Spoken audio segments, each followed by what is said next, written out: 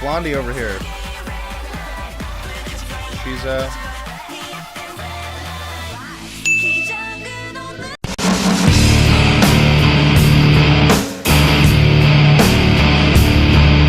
Hey guys, what's going on? Today we are doing something that was requested by one of my very first subscribers, or at least one of the first people to recommend something once they were a subscriber. Mel, looking at you, girl. This group is called eFX.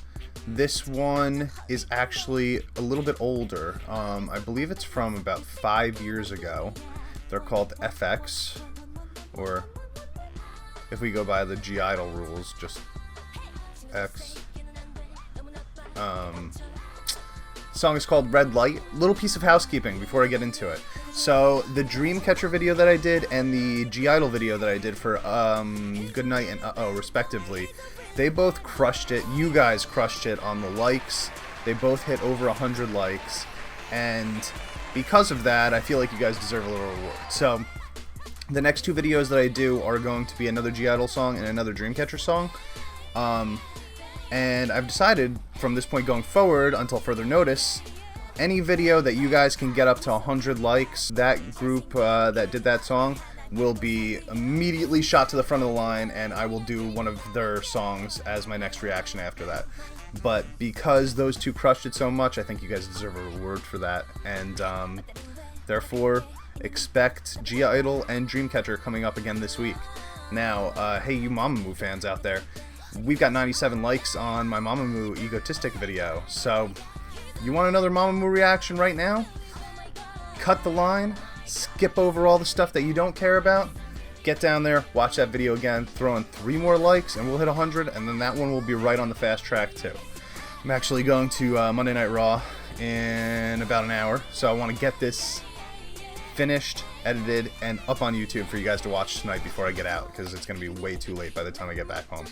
So, without further ado,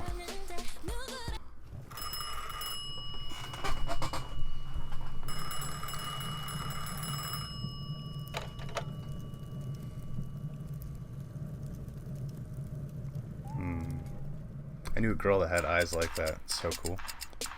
I'm going to turn this up a little bit.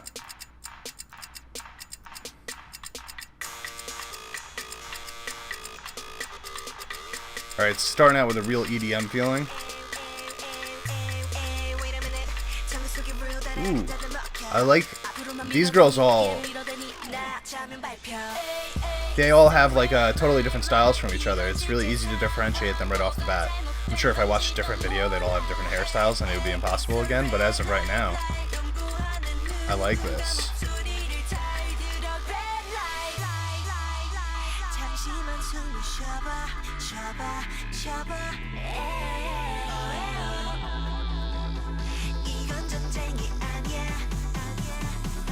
Got some like 20s looking gangsta look here, and now to the military look.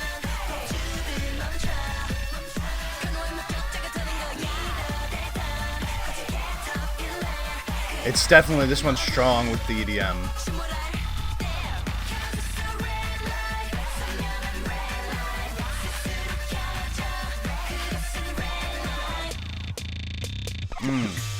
I like that transition, that's nice.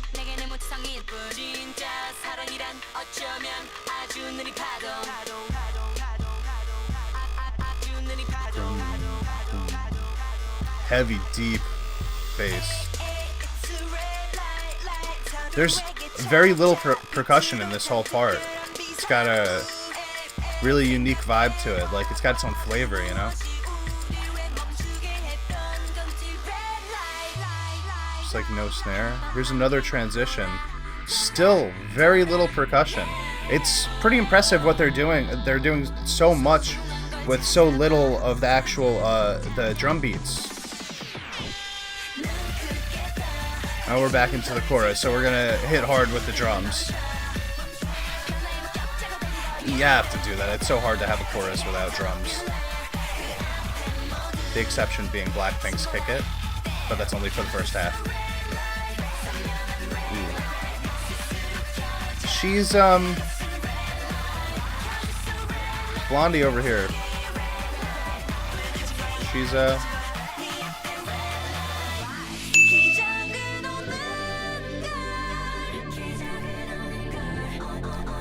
I'm digging the whole top hat vibe that they got going on here. Wonder what's with the eye patch.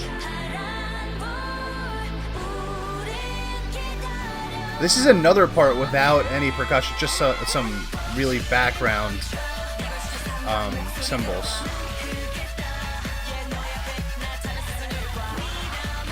Short hair, the one with the, is she the rapper?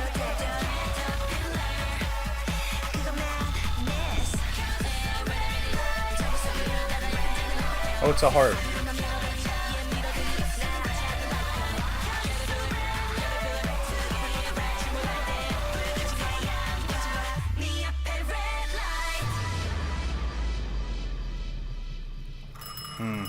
Destroyed the book.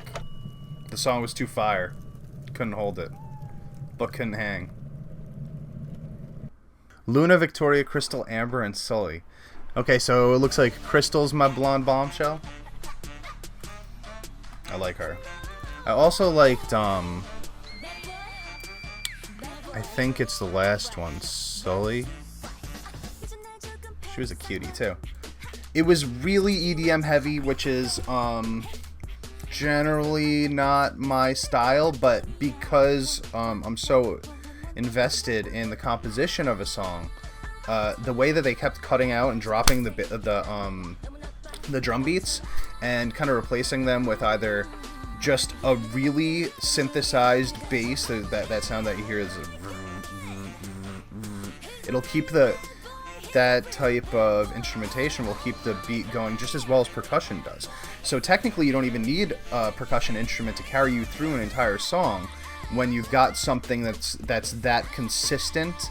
If it was all over the place, if the bass line was more moving from one beat to another constantly, both with speed and the actual note that's being played, then it's harder to maintain that consistency to work as its own beat for the song, its own percussion instrument.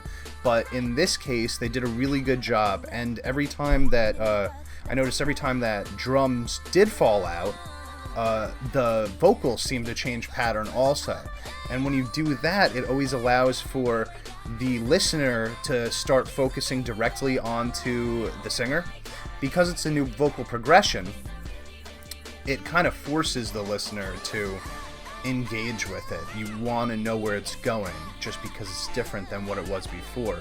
And when you're so focused onto one instrument, in this case being the vocals, you barely even notice that the song might be missing intentionally another instrument in that situation.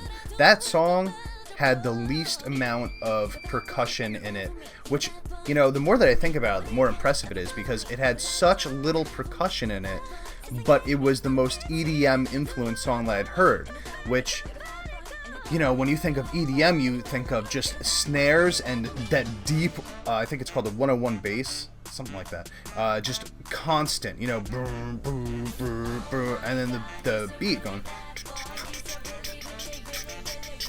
and then usually before the chorus, it'll ramp up in the pre-chorus and do very fast snares. Then there'll be a stop, and then, that drop right there that goes into the chorus. This was structured very differently. Guys, like, comment, subscribe. Next thing you'll be seeing is I-DLE probably in the next couple days. Yes, I'm going to stick with the G. It's just, I feel better about it.